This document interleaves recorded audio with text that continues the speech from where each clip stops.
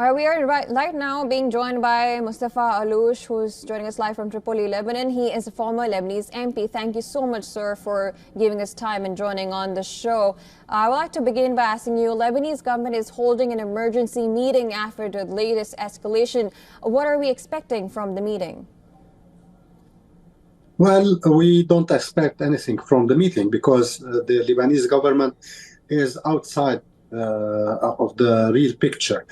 The war is being waged for years, for decades, and definitely for the last over 10 months between the interests of Iran and definitely between the interest with the interest of Netanyahu.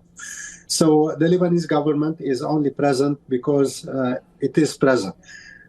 Concerning decisions and working to stop or to improve on the situation, it's out of the picture. It's just a meeting that has no sense. Probably the government will launch and say that we'll call for the Security Council and we'll send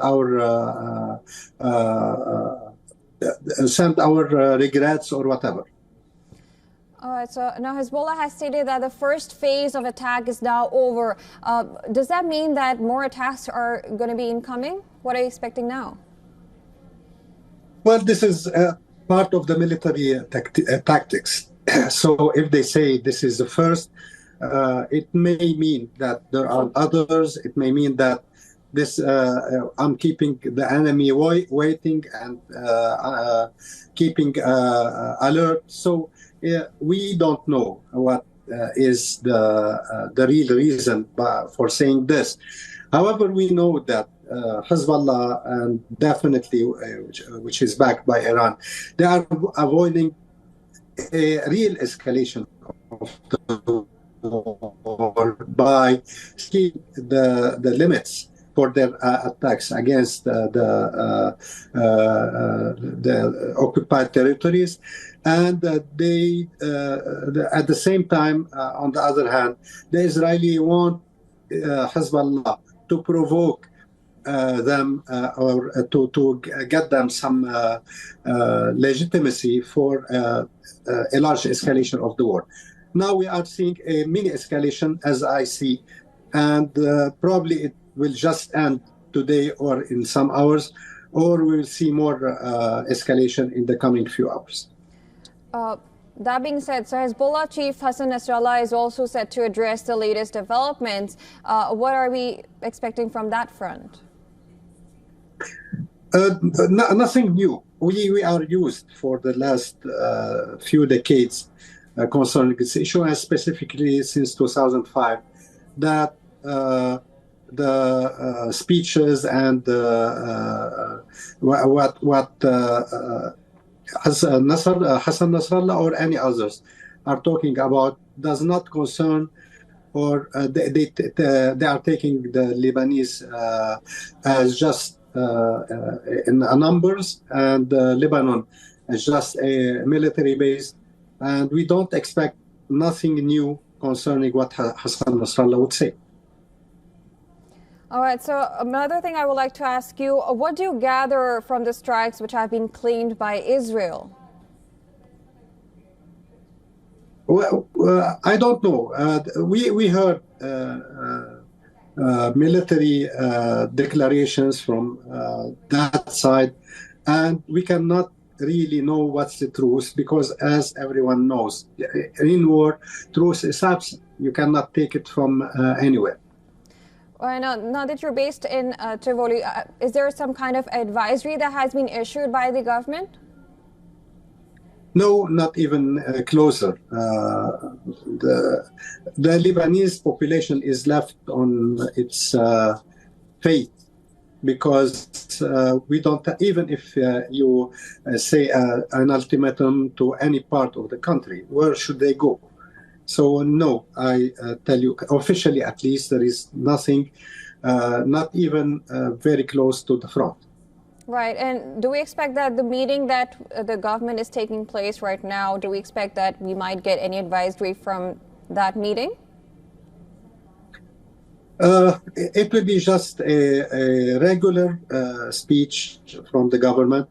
They would say that we should be cautious, we should be aware that the enemy is ferocious and wants to destroy Lebanon, whatever. However, at the same time, the means for the government are very limited at all aspects. Right. Now, Israel has claimed some parts of Lebanon to be attacked. Hezbollah has denied it. But what are we gathering? What can you tell us about the places that have been attacked?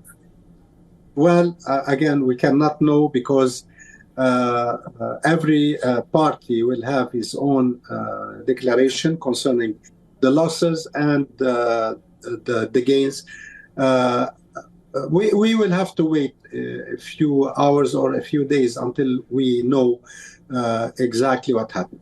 Right. So Hezbollah has often said that they would not attack until they see a ceasefire. Now, saying that the ceasefire talks are now taking place, Israel's Mossad chief is going to visit Cairo. All the talks are going to happen.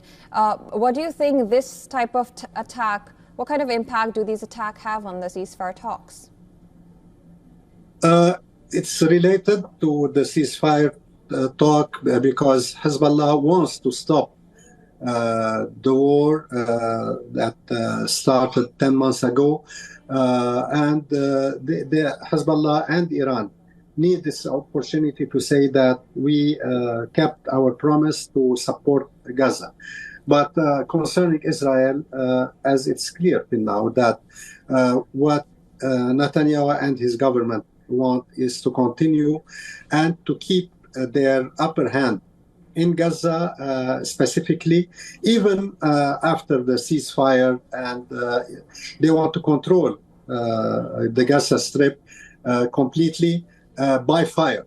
And what we see and what I think is a reason is that this government in Israel don't want Gaza to survive again or to resurge again. They are making it as much as unlivable as possible. All right. That was former Lebanese MP Mustafa Allouche joining us from Tripoli in Lebanon. Thank you so much for joining us and giving your insights.